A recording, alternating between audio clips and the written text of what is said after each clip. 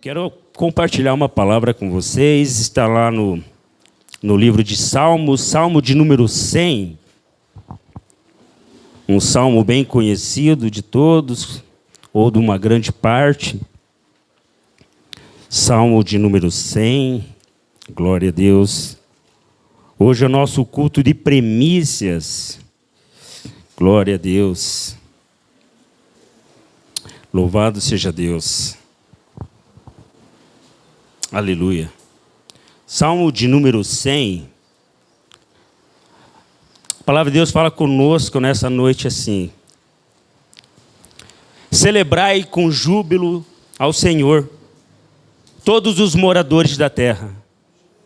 Servi ao Senhor com alegria e apresentai-vos a Ele com cântico. Sabei que o Senhor é Deus, foi Ele e não nós que nos fez, povo seu e ovelha do seu pasto. Entrai pela porta dele com louvor, e em seu átrio com hinos, louvai-o e bendizei o seu nome.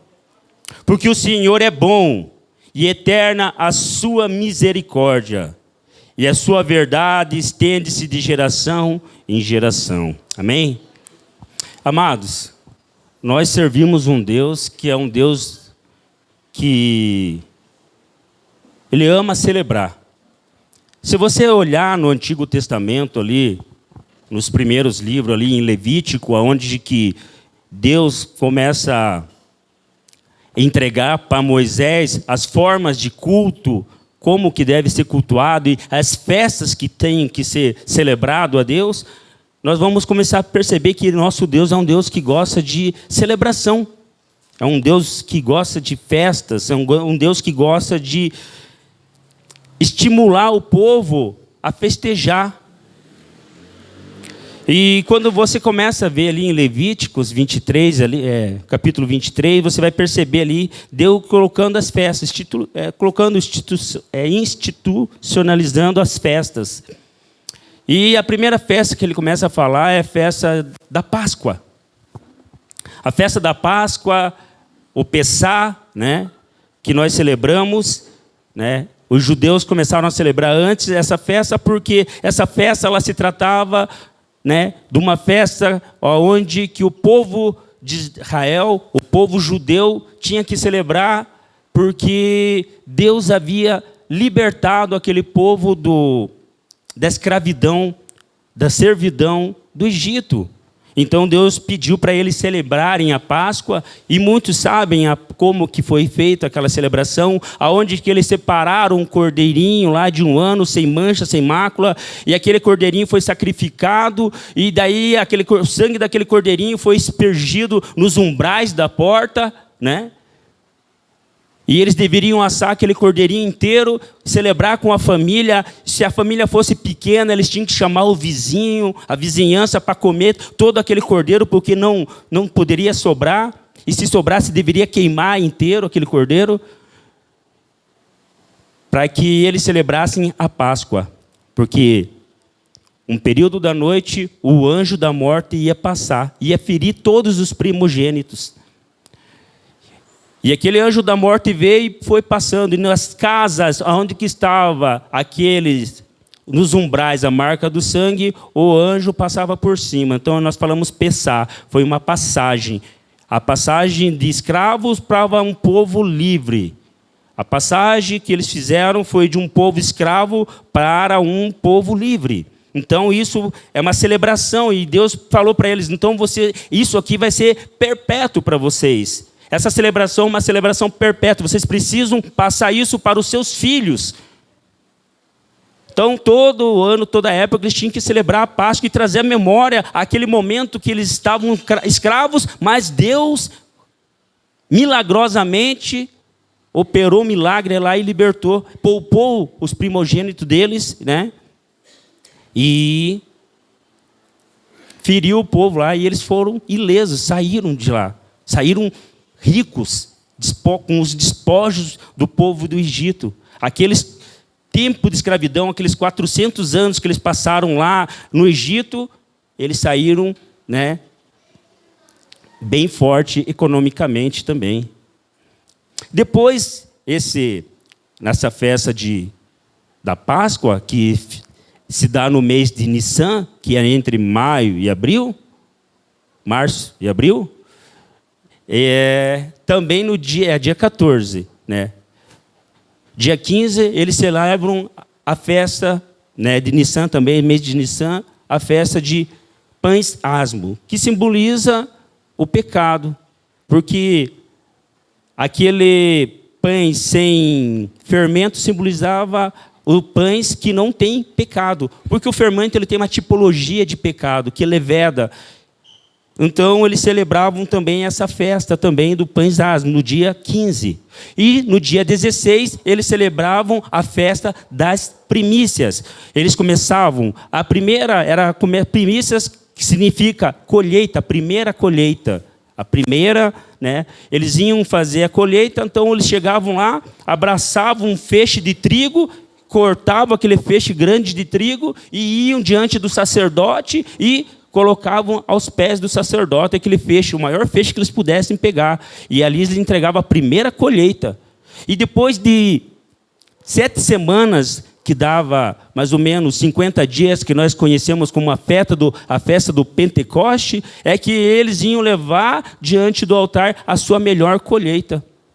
Mas antes eles já levavam, né, um feixe antes de comemorar a festa do Pentecostes.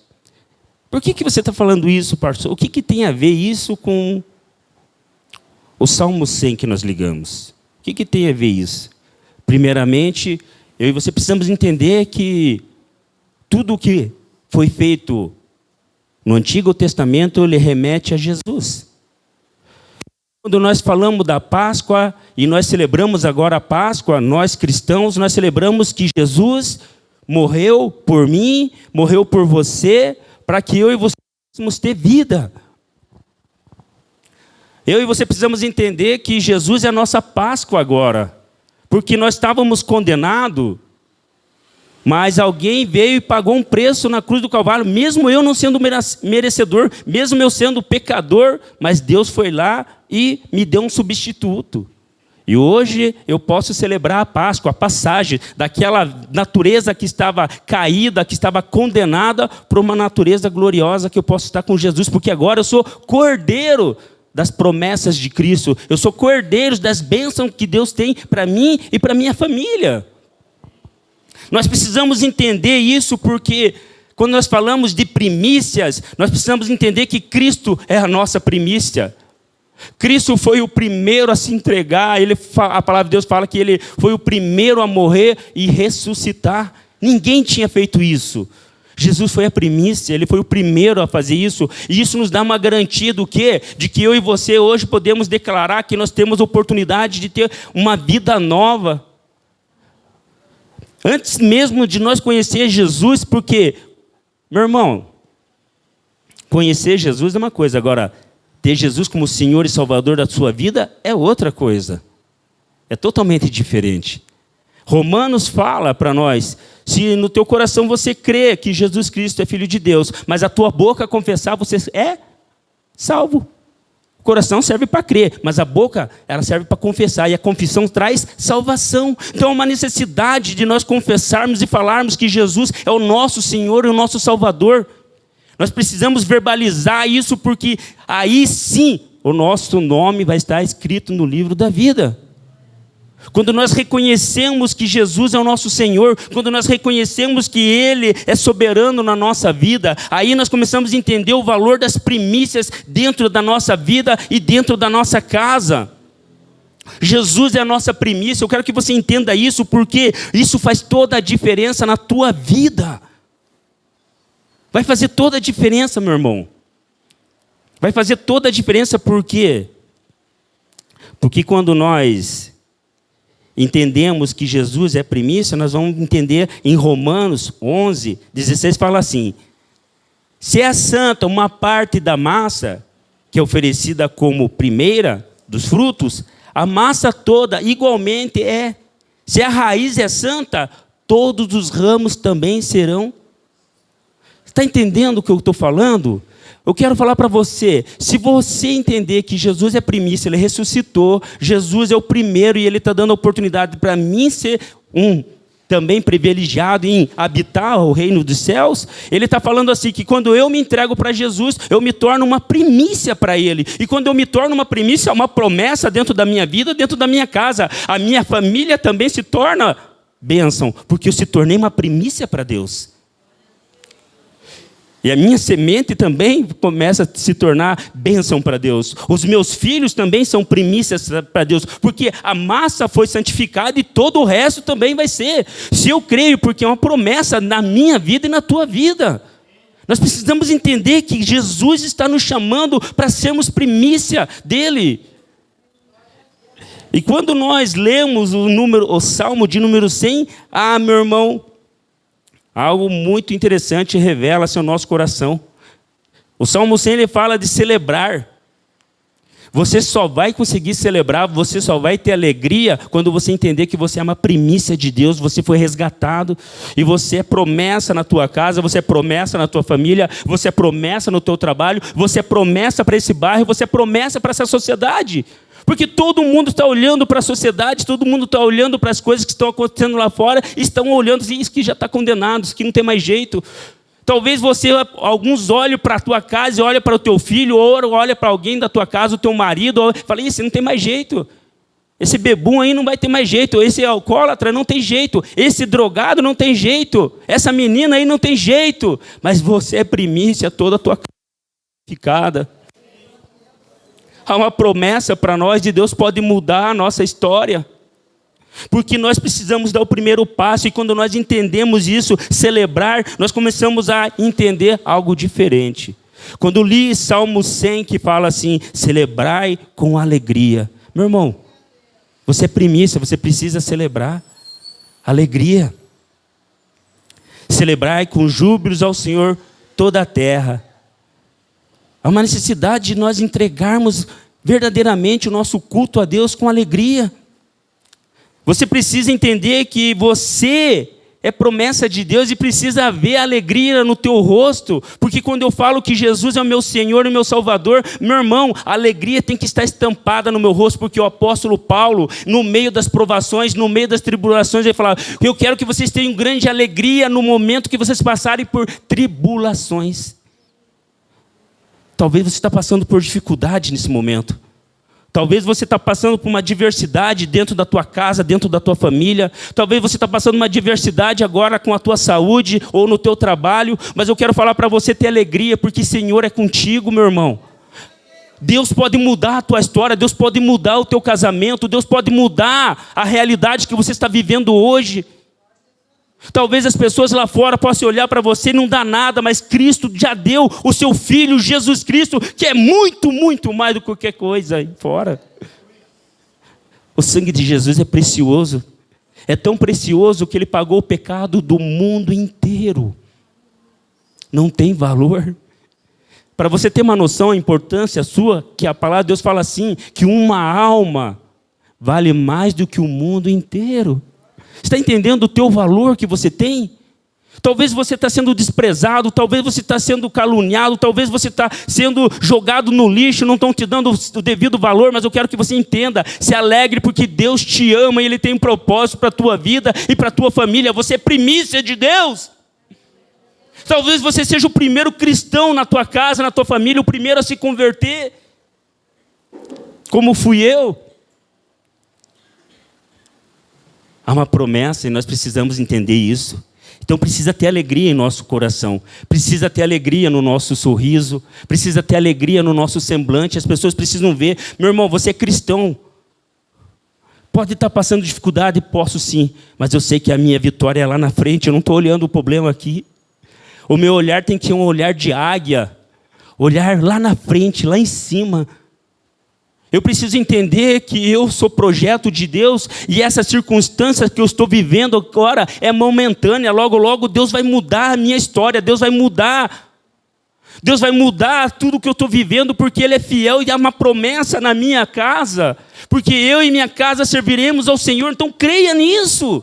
Se alegre nas dificuldades. Eu sei que não é fácil. Eu sei que não é fácil você sorrir com uma enfermidade. Talvez você está com um diagnóstico de câncer. Mas eu creio que Jesus é poderoso para te curar, para te salvar. Porque Jesus continua sendo o mesmo ontem, hoje, eternamente. Hebreus 13:8 nos garante isso.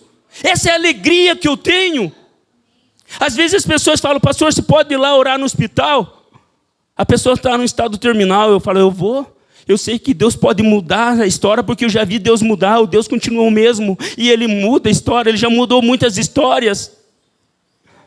O que o meu papel qual que é? É fazer. Eu sou primícia de Deus. Eu preciso ir lá e fazer. Eu preciso me dispor.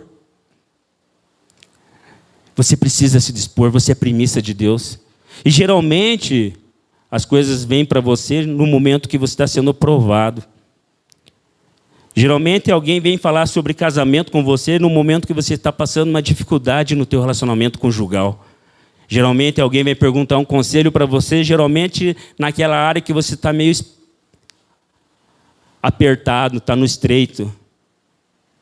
Geralmente você está lá no teu trabalho, vem aquele teu amigo e fala: cara, está difícil lá em casa. Meu Deus, aquela mulher, não vai. Daí você também está no estreito com a veinha lá. A veinha está dormindo em calça jeans lá e você na prova, mas você tem que olhar e falar: lá na frente é uma fase. É uma fase que a gente passa. É uma fase que Deus permite eu e você passar para que eu e você podemos amadurecer, para que nós podemos entender que o propósito nosso é maior, que a minha família, a minha casa, o projeto, o propósito é maior. É momentâneo. E nós entendemos daí que nós celebramos Deus sempre, em todas as dificuldades. E aí a gente pode falar para o camarada, falar: cara, Deus pode mudar a tua história. É um momento, é uma fase, continua, não largue da tua família. Não largue do teu trabalho agora, não. Você não está preparado ainda. Geralmente, quando você quer meter o pé em tudo, você não se preparou por causa que discutiu, vou meter o pé. Não! Engole um pouquinho o orgulho aí. E olha, fala assim: não, cara, eu preciso de Deus, eu preciso celebrar com alegria os momentos de crise na minha vida. E passar. Porque Deus vai te honrar. Daí ele fala assim: servir o Senhor com alegria e apresentar-vos dele com cântico. Servir ao Senhor, ele fala sobre serviços. Eu quero falar sobre dons que Deus te dá. Talentos que o Senhor te dá. Celebrar o Senhor com dons espirituais. Meu irmão, é uma honra para mim, é uma honra para você servir. A palavra de Deus, 1 Pedro, fala bem assim, 1 Pedro 4:10, fala assim: cada um exerça o dom que recebeu para servir os outros, porque tudo isso glorifica a Deus. Tudo isso glorifica a Deus. Então é uma honra eu poder servir alguém. Meu irmão, entenda que você pode mudar a vida de alguém servindo. A palavra de Deus fala: aquele que quer ser maior, seja o menor, sirva mais. Se doe mais. Quando você faz isso com amor, com um coração aberto, falando, não esperando recompensa de homens, esperando que é Deus que vai retribuir para você, meu irmão, você faz com alegria isso daí. E a palavra de Deus fala que é muito melhor você dar do que você receber. Então, use os dons que Deus te deu. Se você tem habilidades, coloque a serviço do reino. As habilidades que Deus deu para você, os talentos que o Senhor colocou nas tuas mãos, que Ele confiou para você, não é para você enterrar esses talentos, não.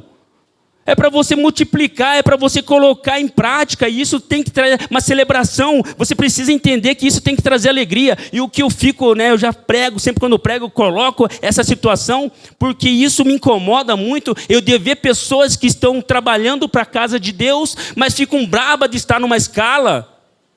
Eu vejo pessoas que trabalham na obra de Deus e ficam bravas porque estão, eu tenho que ir de novo na escala, aí de novo eu tenho que estar ali, aí de novo. Meu irmão, é uma honra, um privilégio poder ter servindo a Deus. É uma honra e um privilégio eu poder vir aqui na casa de Deus e servir. Meu irmão, como é bom. Se você entendesse o valor de você varrer apenas o chão dentro da casa de Deus, você ia começar a entender como é bom servir a Deus. Você ia entender como é bom você servir o teu próximo e fazer o melhor para ele. Há uma necessidade muito grande de nós entendermos o serviço. É hora de você se entregar de verdade, sabe? É hora de você colocar esse dom que Deus confiou nas tuas mãos e você poder chegar e falar, quando Deus falar assim, apresenta para mim as tuas obras. Você chegar diante de Deus e falar assim, ó Deus, o Senhor me confiou isso, eu estou te devolvendo isso, mais isso, mais isso e mais isso. Como é bom quando você conversa com um funcionário e você fala para ele, ó, preciso que você faça isso aqui. O cara vai lá, vai fazer aquilo ali, mas daqui a pouco ele já faz algo a mais, já dá um talento, já varre o setor, já deixa bonitinho. Você não precisa nem pedir. Cara, você acha que a promoção vai vir para quem? Com certeza, é para esse camarada que se dedica. Está entendendo? Os dons foram confiados em nossas mãos para que nós possamos multiplicar. Os dons foram confiados para mim e para você, para que eu e você pudéssemos dar qualidade no trabalho. Porque tem coisas que é você que tem que fazer, não é o outro. Deus confiou nas tuas mãos isso. E talvez você está querendo largar, você quer deixar. Mas Deus está falando para você, não, eu confiei nas tuas mãos. Esse grupo está nas tuas mãos. Essa pessoa que teu lado difícil, é para você trabalhar com ela sim, é para você moldar ela sim. Você não precisa tratar ela mal não, você precisa tratar ela bem sim, porque talvez ela está te tratando mal, mas a palavra de Deus fala que nós não podemos retribuir o mal com o mal, mas sim com o bem. Porque fazendo isso, nós retribuímos o bem. E quando nós fazemos isso, nós estamos amontoando brasas vivas na cabeça daquela pessoa. Sabe o que significa isso? Aquela pessoa vai ficar martelando. Puxa, cara, eu persigo aquele cara, falo mal dele, falo mal dela, persigo, faço tudo para derrubar ele, derrubar ela, e ele continua me tratando bem. Jesus fala, quando te derem um tapa numa face para você oferecer a outra. É fácil? Claro que não. Não é fácil, mas quando você entende o propósito de Deus na tua vida, você celebra isso com alegria, você entrega a outra face e fala assim, eu entendo o propósito de Deus. O amor vence, meu irmão. O verdadeiro amor, não aquele falso amor que fala para você aqui e vai fazer outras coisas lá, não. O verdadeiro amor, o amor cristão, o amor ágape, o amor de Deus, esse amor vence. Você vai vencer as pessoas com o amor. Não retribua o mal com o mal, mas sim com o bem. As pessoas talvez vão falar, mas você não precisa nem se defender, porque as tuas atitudes vão falar totalmente contra. A pessoa vai ter que engolir o que falou de você e vir depois falar, ô irmão, queria pedir perdão para você. Irmão, fica tranquilo, dá um abraço aqui, vamos para frente. Nós temos um alvo. Eu e você temos um alvo, não podemos ficar presos em coisinhas pequenas, em picuinhas. Já saiu do 14º emprego porque não consegue se relacionar. Para com isso, meu irmão. Se você não conseguir se relacionar aqui na terra, no céu você não vai se relacionar.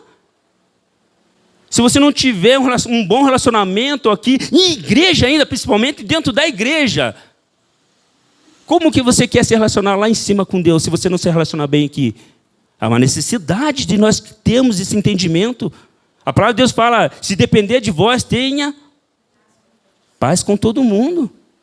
Depende de você, é você que vai fazer, é você que vai levantar a bandeirinha branca e falar, não, meu irmão, não quero guerra não, eu não quero briga não.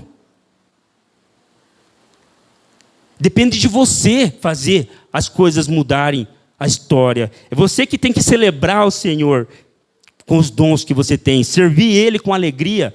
Então, tenha sorriso no teu coração, tudo que você for fazer, faça com a tua melhor, faça com o teu esforço, faça com vontade, como se fosse para o Senhor. Na verdade, é para Ele. Agora, se você for fazer olhando para, não, eu vou fazer porque o pastor Carlos está pedindo, isso vai se tornar um fardo para você. Eu vou fazer porque o irmão Jorge está pedindo, vai se tornar um fardo na tua vida. Faça para o Senhor, que as coisas começam a mudar. Estão entendendo? Amém? Versículo 3 fala assim, celebramos com o povo de Deus. No versículo 3 vai falar bem assim: saiba que o Senhor é Deus, foi Ele e não nós que o fez, povo seu e ovelha do seu pasto.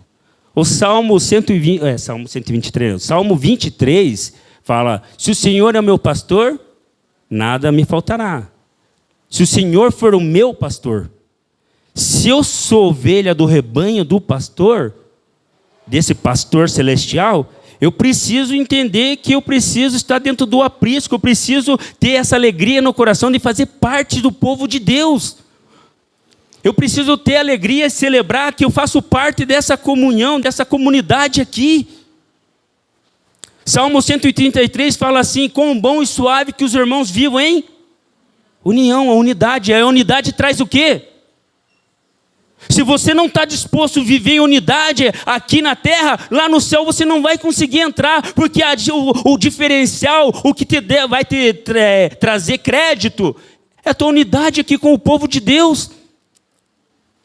A palavra de Deus fala que nós somos um corpo, e dentro de um corpo tem várias funções. Então nós temos braço, nós temos olho, nós temos cabelo, nós temos olhos, nós temos boca, nós temos unha. Cada um faz parte do corpo e todos são importantes.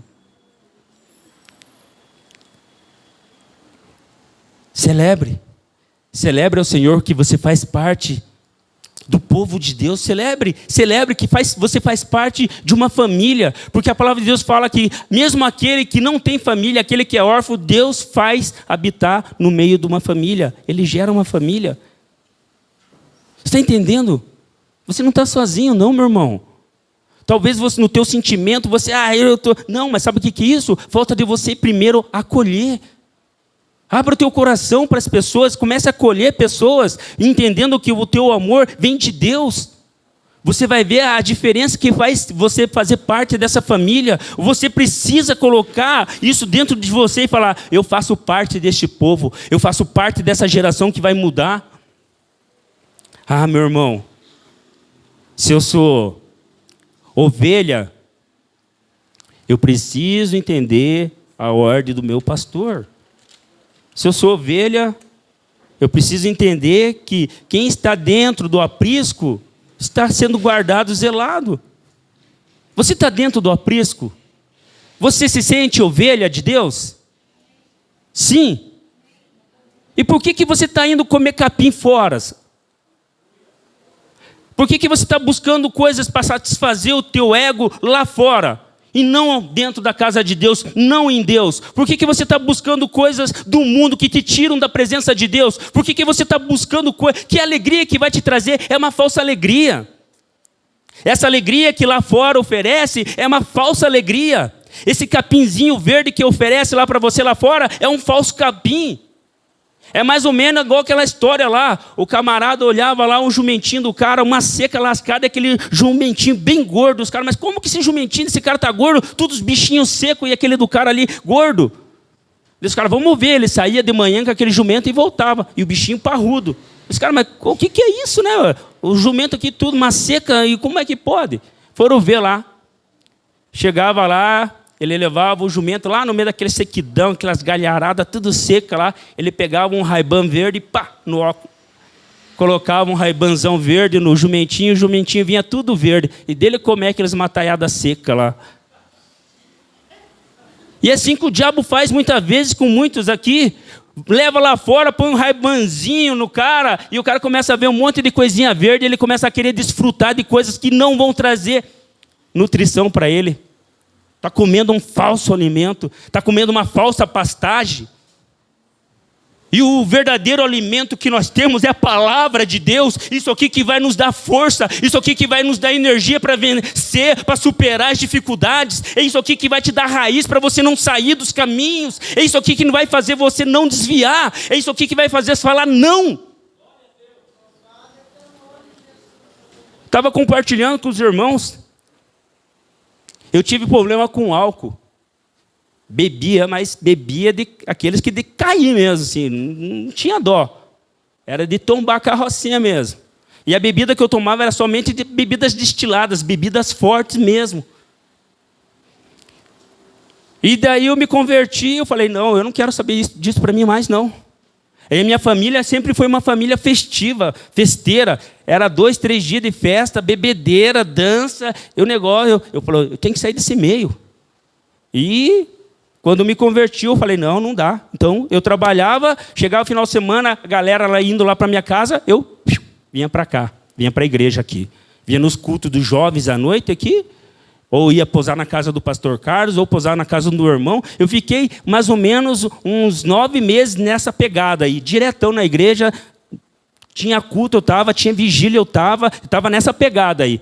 É mais ou menos como eu falei aqui, um dependente químico. Quando ele vai para uma chácara de recuperação, ele precisa se retirar, ele tem que sair do meio, porque sozinho não vai conseguir. Se ele ficar no ambiente que ele está, ele vai tombar.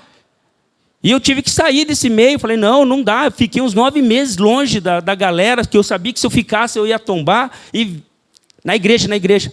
Isso, eu me firmei, fui me firmando. Já estava bem. De passado, mais ou menos, acho que uns 15 anos, né?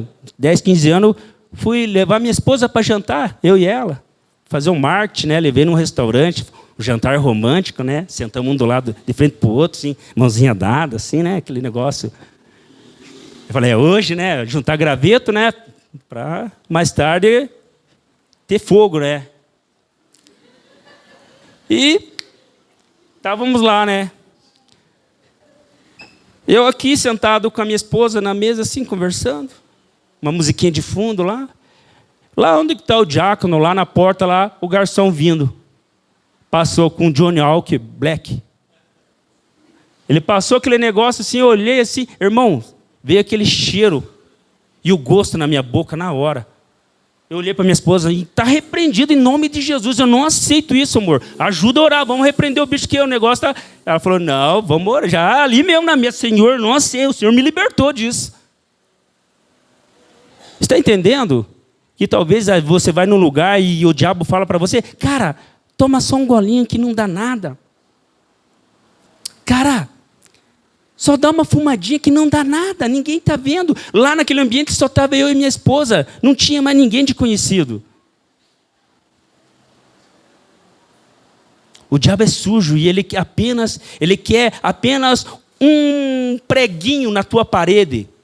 Apenas um preguinho. Por quê? Ele te dá uma mansão e ele fala, ó, essa parede aqui, só deixa esse pedacinho, esse quadradinho aqui para mim. Só isso aqui, pode pegar o resto. E oferece aquela mansãozona. O cara constrói, o diabo deu o melhor para ele. Ele construiu tudo lá, daqui a pouco, quando terminou a construção, foram entregar a chave, o diabo veio, dá licença aí agora, eu vou chegar ali naquele pedacinho que você deu para mim, o resto pode pegar tudo para você, mas esse aqui é meu. Vai lá e prega. Meteu um preguinho ali. Daqui a pouco ele vai lá e pendura uma carniça ali dentro. Deixa a carniçona pendurada. Não adianta a casa ser bonita, mas aquilo lá vai impregnar toda a tua casa. É isso que o diabo faz para mim, para você, quando ele oferece essas coisas. Aos nossos olhos talvez seja legal, mas lá no final o preço é alto. O diabo, ele vai te oferecer com uma colherzinha de sopa, mas na hora dele cobrar, ele vai tirar com uma retroescavadeira da tua vida. Ele vai fazer um rombo na tua vida. Talvez ele vai fazer você perder a tua família, teu bem maior. Está entendendo, meu irmão, que nós precisamos entender que quando nós somos ovelhas, nós não podemos estar em outros pastos, a não ser no pasto do Senhor? Então não brinca com Deus, não brinca que, não, ninguém está vendo, não dá nada. Dá sim, meu irmão. Ninguém está vendo, vírgula. Deus vê todas as coisas. Outra situação, fui bater um futebolzinho, né? E o meu horário era da meia-noite à 1 da manhã. Jogava futebol. Saía da empresa e ia jogar já lá em São José dos Pinhais. E eu estava sem carro na época, que eu tinha vendido para dar no nosso apartamento. E não tinha ninguém de cristão, só eu. E os camaradas do meu trabalho assim jogavam bola. E depois que termina o futebol, os caras querem contar, narrar o jogo, aquele lance. Maior papagaiado, o cara nem jogava nada. Não, mas você viu aquele drible que eu dei? Você tinha que... né? E ficava, capaz. E os caras no gole. E eu ali do lado, tomando coca e tomando aquelas Gatorade, para repor os sais ali que tinha perdido de correr, né? Repor energia. Estava lá, e os caras tomando, eu ali, e o Espírito Santo me incomodando. Cara, você já não... Esse ambiente já não é para você. Porque já começava a entrar em umas conversas que não batia com minhas conversas. Eu falava de Jesus um pouco, mas os caras já estavam turbinados e não adiantava. Eu já não tinha... Era jogar pérolas aos porcos. Não tinha o sentido de eu ficar no ambiente. E uma vez, evangelizar uma coisa, mas agora eu começava a virar uma rotina. Eu naquele ambiente... E o Espírito Santo falando. Os caras falaram, cara, toma um golinho aí. Eu falei, não, cara, eu não bebo. Para, Pia, você é crente, né? Eu falei, sou. Então toma aí, teu pastor não está aí, cara. Toma aí. Toma um golinho, teu pastor não está aí. Eu olhei assim e falei, cara, não é questão do meu pastor não estar. É questão que eu tenho uma aliança com o meu Deus e ele vê todas as coisas. Ele está me vendo, então não dá. A partir daquele momento eu falei, não, esse ambiente não dá mais para mim. Parei de jogar bola nesses horários. Falei, não. E daí eu chegava 3, 4 horas da manhã.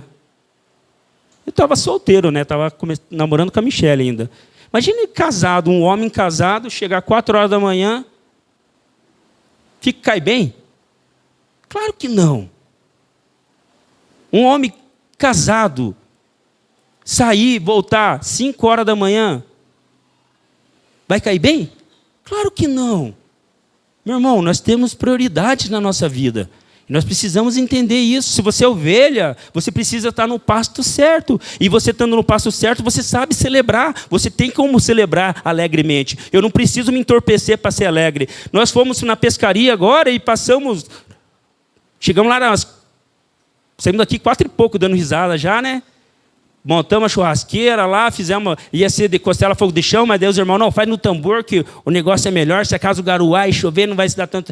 vamos fazer no tambor. E lá fizemos no tambor, vamos pescar e damos risada e conta, e dá risada e toma chimarrão. Meu irmão, que alegria, você não precisa beber, se entorpecer, mas você se divertir do mesmo jeito. Meu filho pescou mais do que eu, pegou 3 negocinhos lá e, pai, você não pegou nada, eu peguei. Então, olha, está entendendo? Quando você entende que você é ovelha e você está no pasto certo, tudo que está ao teu redor também se torna legal, tudo ao teu redor se torna bem. Mas nós precisamos colocar isso no nosso entendimento. Quarto ali fala assim, entrai pelas portas com louvor, e em seu átrios com hinos, louvai e bendizei o seu nome. Então, celebrar com gratidão. Meu irmão, algo que me chama bastante atenção é a questão da gratidão. Eu fico imaginando, quem que já usou conga aqui? Aqueles tênis conga. Então, aquele lá era uma vez no ano que a gente ganhava, né? Sempre no Natal que a gente ganhava para o ano que vem, o conga. Então, você ganhava um conga, era para você bater ele o ano inteiro. Quando chegava lá no Natal, você ganhava outro conga, né? E beleza, conga que chute, né? Cara, era massa, cara. A gente jogava... Só que isso era massa quando você é piazinho. Mas quando você começa a ficar um pouquinho maior, já fica estranho, porque daí você vai no colégio, já tem umas meninas que começam a te interessar, né? As mocinhas lá, você... né? Cara, eu sei que daqui a pouco chegar aqueles menininhos mais top, com tênisinho massa, as meninas já ficavam assim, cara, perdi. A beleza já não ajudava, né? Daí ainda mais andando estrapeado, daí pior ainda, né? Falei, cara... Cheguei para minha mãe, mãe, eu queria um tênis legal, né? E a minha mãe e meu pai não estavam naquelas condições de me dar um tênis massa. E eu queria um tênis Adidas que tinham lançado, aqueles de faixinha assim, era com verde limão, cara, era top o negócio na época assim. Quem andava com aquele tênis apavorava, né? Eu falei, cara, eu queria um daquele. Eu falei, mãe, eu queria um Adidas assim. A mãe, nós fomos ver.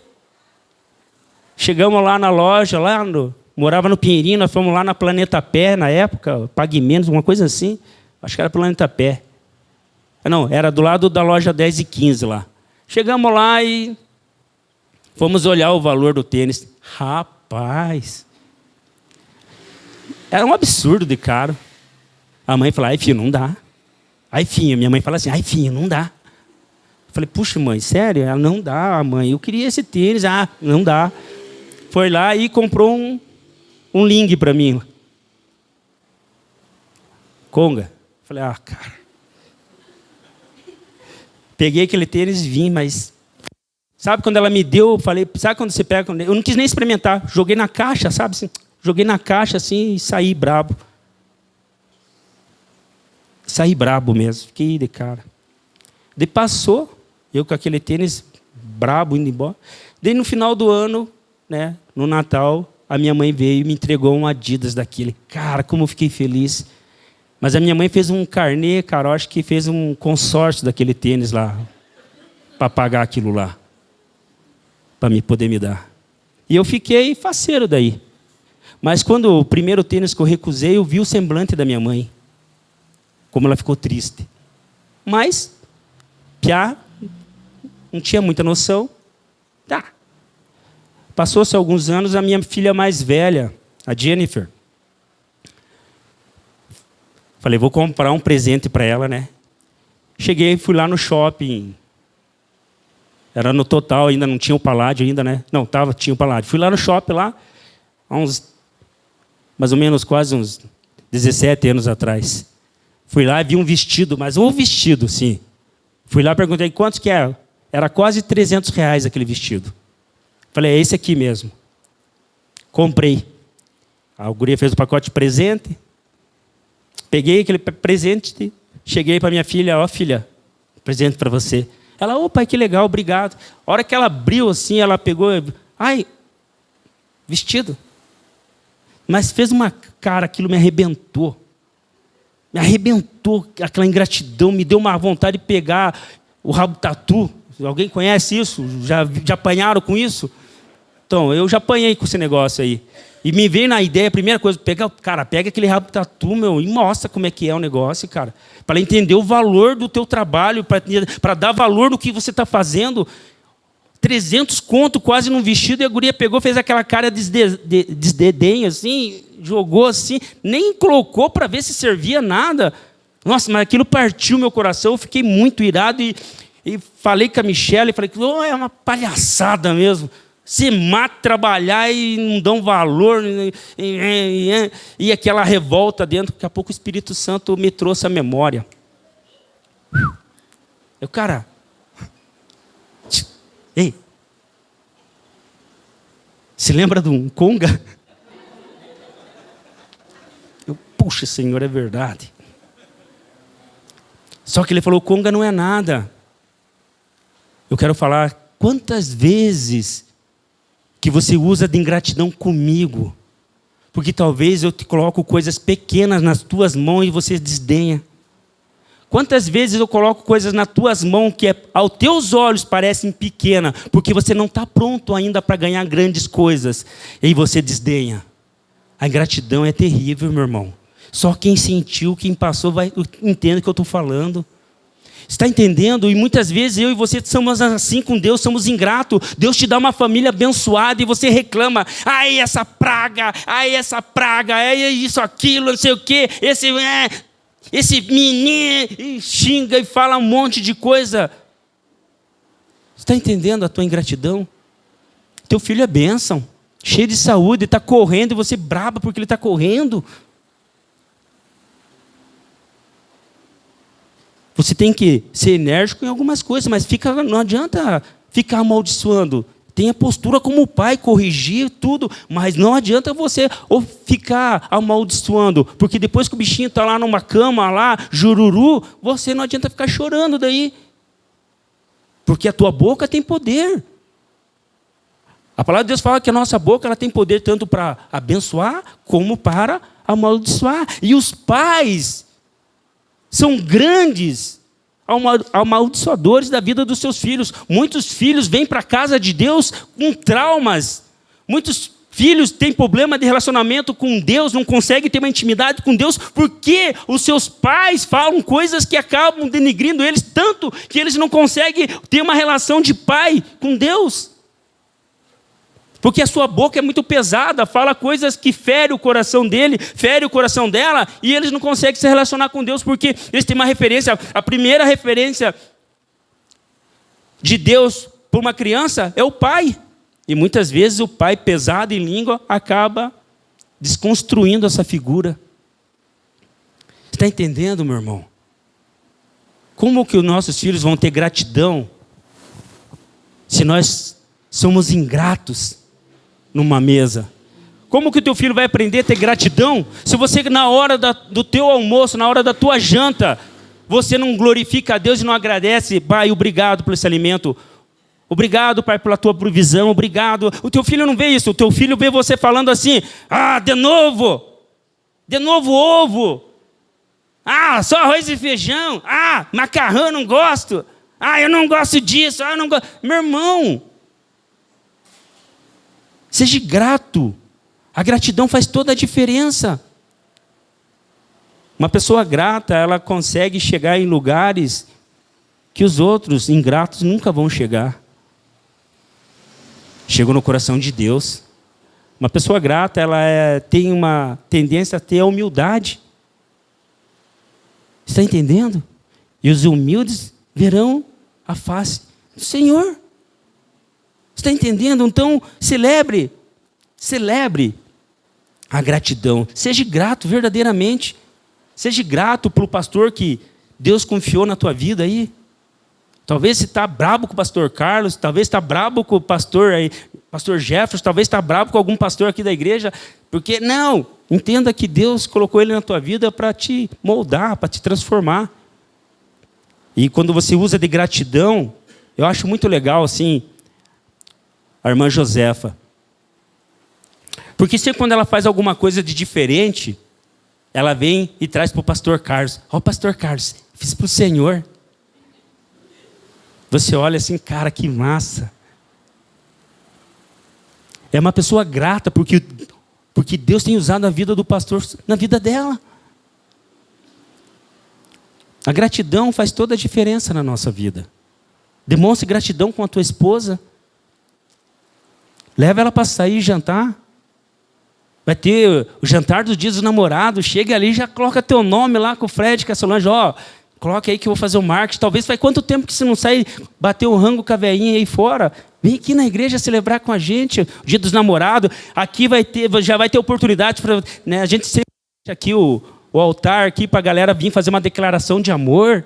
Você vai lá e já aproveita, né, fala, batatinha quando nasce, esparrama pelo chão.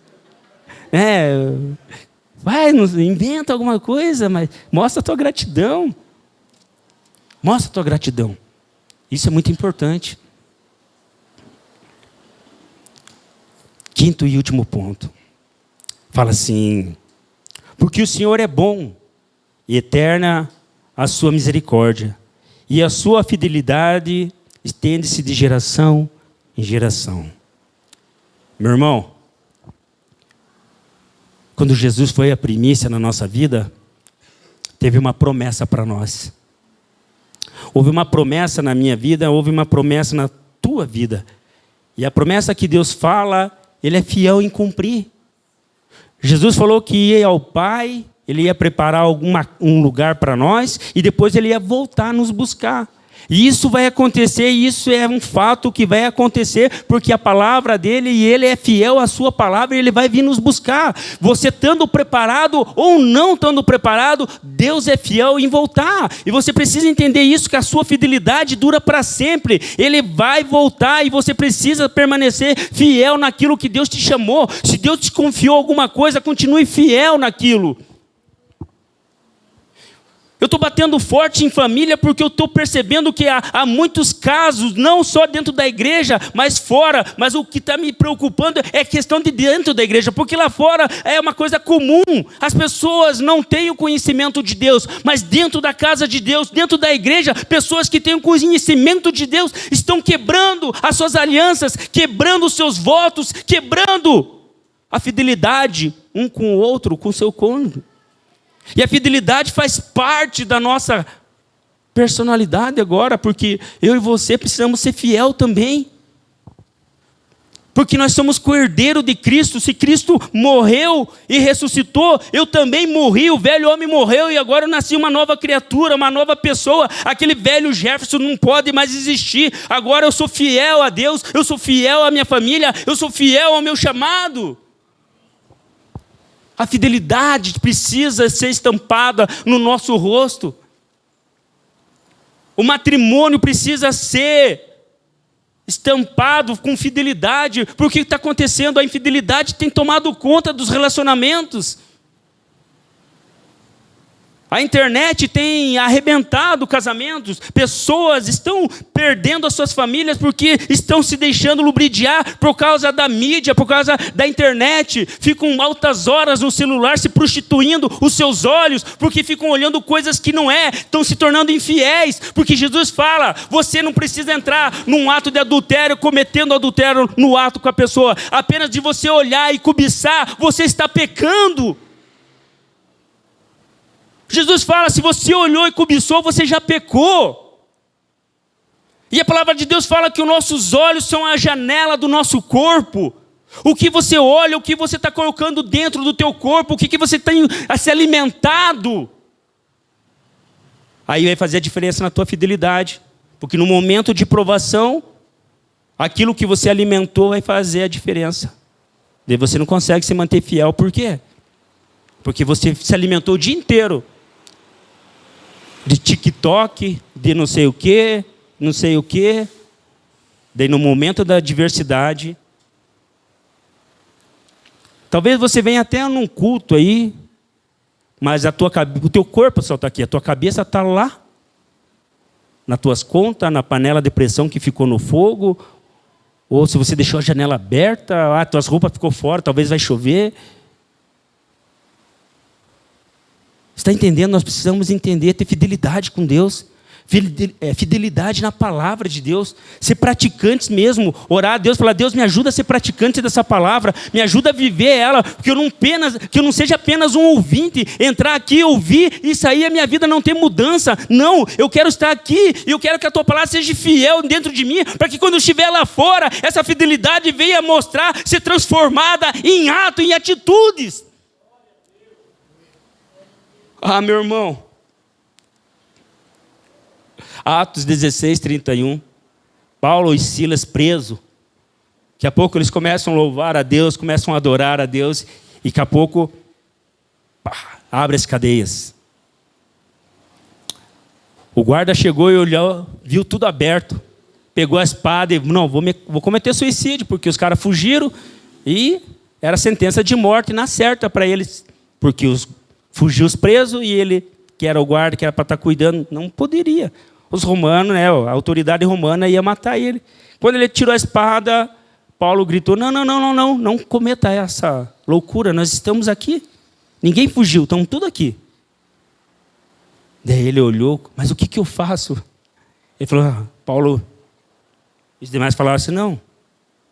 Crê no Senhor Jesus Cristo e será salvo tu e tua casa.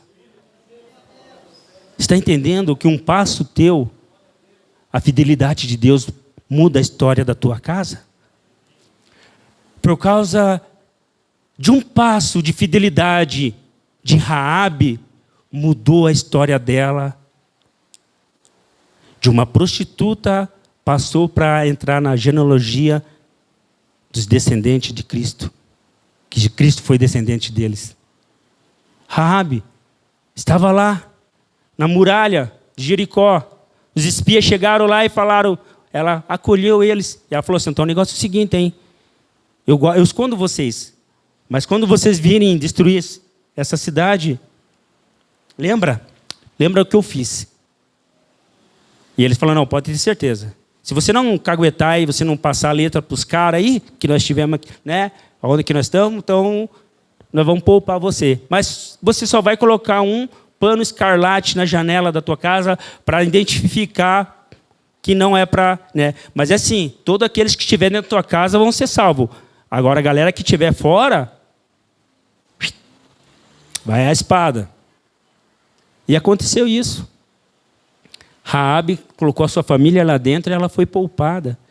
Por causa da fidelidade dela. Você está entendendo? Por causa da tua fidelidade, Deus pode mudar a história da tua família?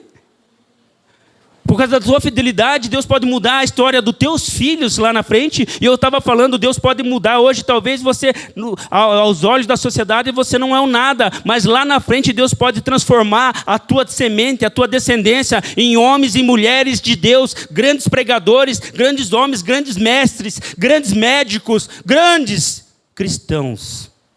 Por causa da tua fidelidade. Por causa de um passo que você deu. Mudou toda uma história. Raabe, por causa de uma atitude de fidelidade, ela mudou toda a história da casa dela.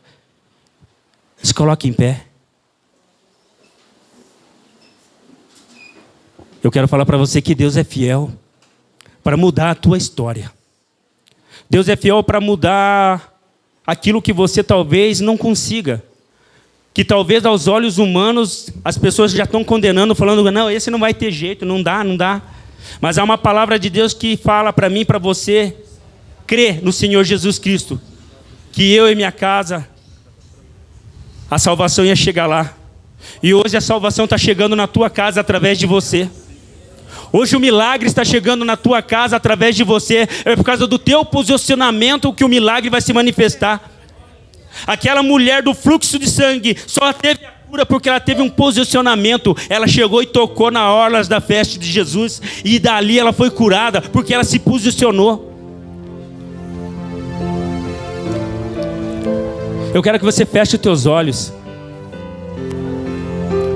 Não olha para mim, eu não tenho nada para te oferecer. Eu quero que você feche os teus olhos e você comece a olhar e falar, Deus, eu estou aqui, eu vim hoje aqui.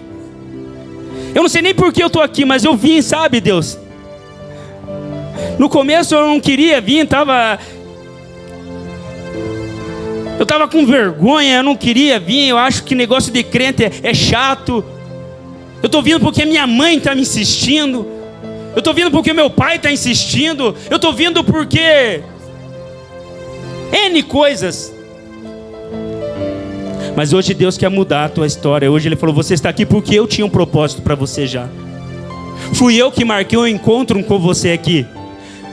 Não foi você que quis, fui eu que coloquei esse desejo no teu coração de estar hoje aqui. E hoje eu marquei um encontro com você, porque através do teu passo, através da tua decisão, eu vou mudar a tua história. Hoje na tua casa e na tua família. Hoje através do teu passo, eu vou mudar a tua história. Hoje quando você fizer uma aliança comigo, há uma aliança perpétua, porque Deus é fiel e Ele não quebra alianças. Talvez você quebrou alianças, talvez você pecou, talvez você saiu da presença de Deus, mas Deus continua fiel e continua com os braços estendidos para você, falando, filhinhos, vocês podem ter pecado, vocês podem ter caído sim, mas eu tenho um advogado, Jesus Cristo, o nosso advogado fiel, e Ele está com as mãos estendidas para você que tem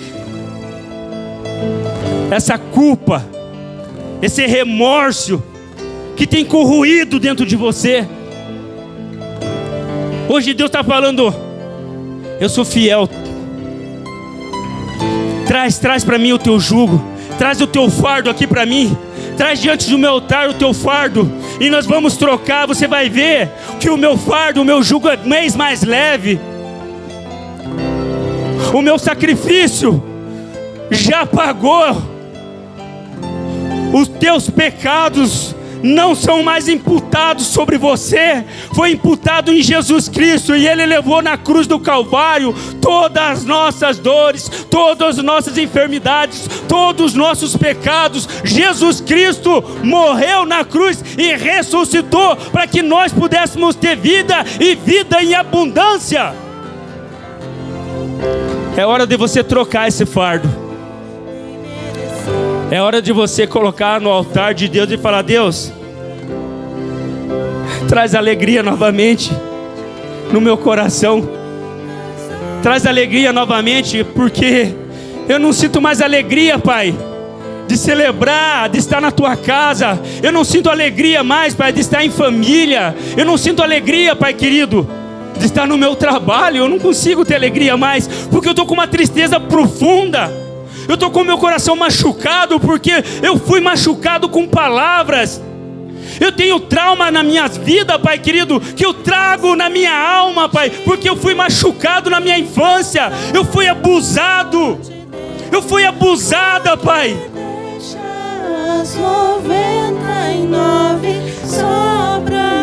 Deus quer curar essa ferida que está aberta no teu coração. Deus quer curar essa ferida que está aberta no teu coração. Você só precisa falar: Jesus, entra no meu coração agora e muda essa história. Fala para Jesus: Jesus, entra no meu coração e muda esse homem, muda essa mulher que eu estou sendo. Tira esse coração duro que eu tenho, tira esse coração de pedra que eu tenho e me dá um coração igual ao teu, um coração disposto a se arrepender.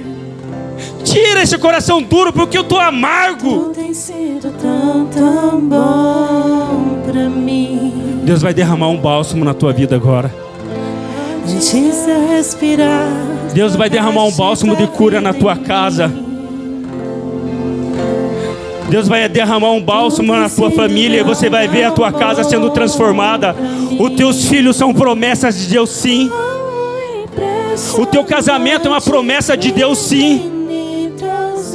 Os teus filhos são herdeiros da promessa de Deus e você vai ver eles louvando a Deus. Você vai ver os teus filhos pregando a palavra. Você vai ver o teu marido pregando a palavra. Você vai ver o teu marido sendo um homem exemplar. Ah, meu irmão, ah, minha irmã, creia na palavra de Deus. A tua mulher é uma mulher virtuosa. A tua mulher é aquela mulher frutífera. Ah, meu irmão, creia que Deus está mudando a tua história, a tua casa.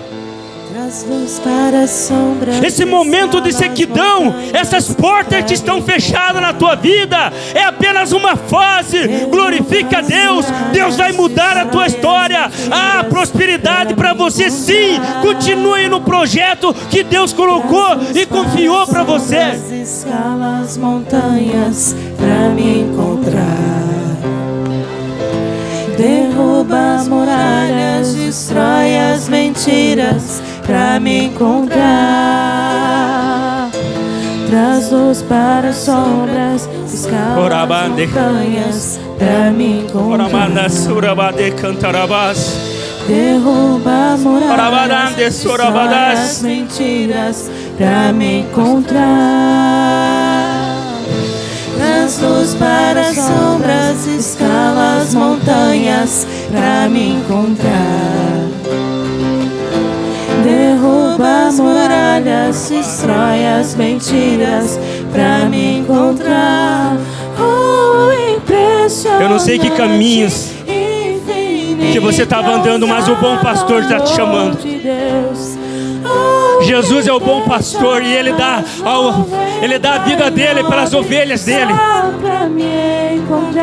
O mundo é ilusório. O mundo é ilusório. Lá fora você não consegue a paz que você está procurando. Lá fora você nunca vai ter paz, não. O único lugar que você vai encontrar a paz é em Deus, em Jesus Cristo. É o Espírito Santo que pode confortar, consolar o teu coração. Talvez você perdeu, talvez você teve uma grande perca, mas Deus, Ele pode curar essa cicatriz no teu coração. Só Ele pode tampar esse buraco que ficou. Mas seu amor lutou por mim. Talvez palavras humanas nunca vão te confortar essa perca. Mas o Espírito Santo, Ele pode chegar no teu coração e falar: filho amado, eu sou contigo. Eu sempre fui contigo. Eu nunca te desamparei. Eu nunca te deixei sozinho. Tudo tem sido tão Talvez você andou em caminhos tortuosos, mas eu nunca te deixei sozinho. Eu estou contigo. Permaneça. Amor de Deus. A promessa na tua vida